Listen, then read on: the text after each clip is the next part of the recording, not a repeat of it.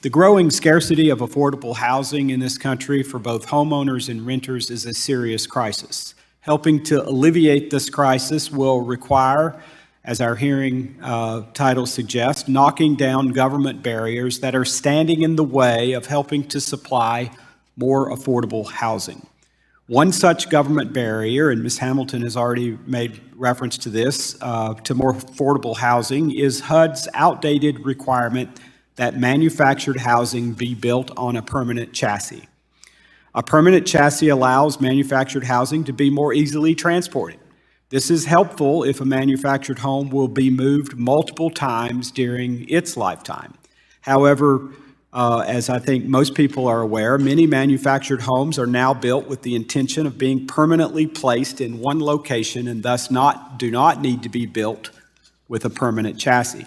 Eliminating the permanent chassis requirement for manufactured housing from the Federal Construction Code administered by HUD will help to potentially save thousands of dollars on new manufactured homes made without a permanent chassis. I am proud to have introduced a bipartisan bill, H.R. 5198, the expansion of attainable home ownership through Manufactured Housing Act of 2023, along with my colleague, Congressman Correa of California, that will eliminate this outdated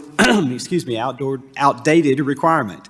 I thank the subcommittee for attaching the bill to today's hearing and look forward to working with colleagues to advance this important piece of legislation. Ms. Hamilton, and I know you've already spoken to this today to some extent, the latest figures show America is short 3.9 million homes. This shortage is especially severe among starter homes for first-time home buyers.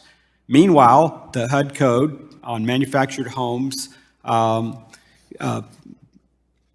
could be built for 20 to 50% less than an equivalent site-built home. Can you expand on how the current statutorily required permanent steel chassis for every HUD code manufactured home prevents broader adoption of this cost-efficient building choice? Thank you, Congressman. Yes, manufactured housing is the most cost-effective way to deliver a new unit of housing in the U.S. today. And that's in large part due to the HUD code's focus on affordability over other types of policy priorities. And the permanent steel chassis requirement, as you said, is intended for manufactured housing that will be moved from site to site, when that's often not the case, particularly in rural communities where manufactured housing is a very important source of relatively low-cost housing. Eliminating the steel chassis requirement could also open up new opportunities for manufactured housing to serve as accessory dwelling units.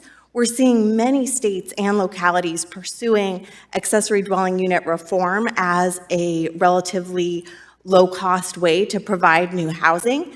And eliminating that requirement means that different types and different sizes of units can be produced under the HUD code, creating a policy that can work hand in hand with state and local accessory dwelling unit reform.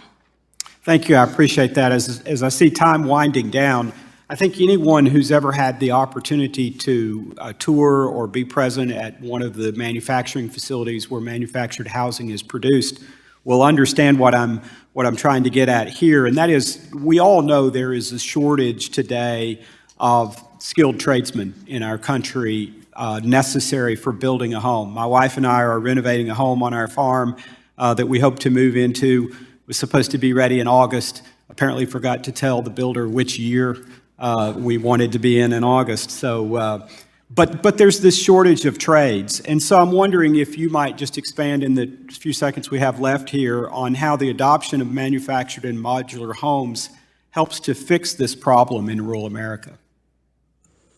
Thank you. That's right. A manufactured housing allows a unit of housing to be built in a different location than where it will be sited. So opening up opportunities for housing in California, for example, to be built in a lower cost place is a very positive outcome. Thank you, and I yield back, Mr. Chairman.